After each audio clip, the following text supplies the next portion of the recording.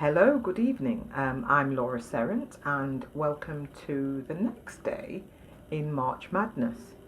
We are really moving at pace now towards the end of the month. And for those of you who don't know me and haven't been with us so far, I'm Laura Serrant, as I said. I am an inclusive practice specialist and a leadership development coach. And this month in March, which started like a lion and hopefully won't quite go out like a lamb for us, I'm walking through the alphabet and sharing with you my musings, my reflections and my thoughts from 40 years of work. For us as business owners, for us as leaders, and for us as human beings. And today, on this Friday evening, we reach the letter R. And R is for rested.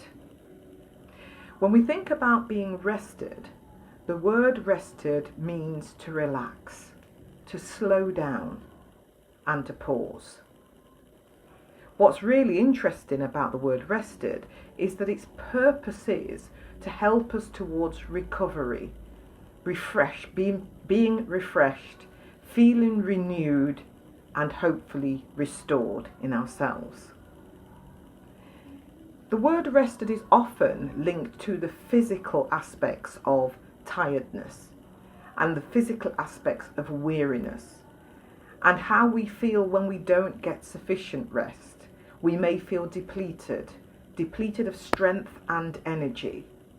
And the weariness that we feel is not only physical, but can also be emotional, psychological. We feel fatigued. So weariness and the depletion due to the lack of rest or feeling rested is something which is not just about sleep.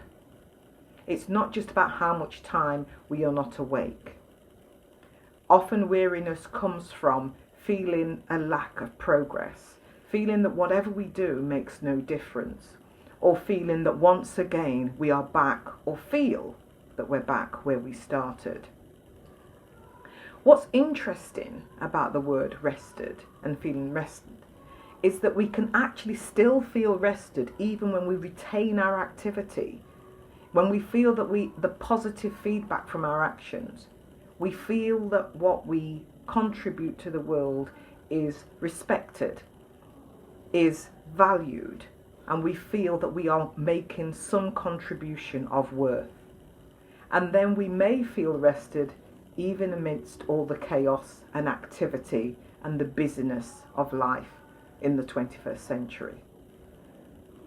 Benjamin Cardozo, speaking in Forbes, actually said that rest and motion both are required for our balance in our human selves. But actually, rest and motion, if not unchecked or not in control, are equally as destructive as having no rest or having too much of something. And what that means is that actually rest requires balance. It requires thinking.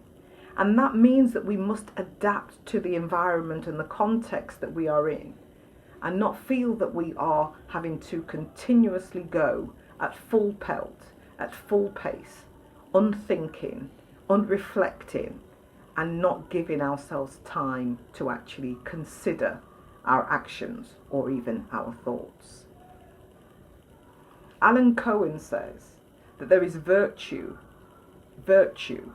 in both rest and work, and it's important that we as human beings and we as business owners and certainly in our leadership that we don't overlook either of those things.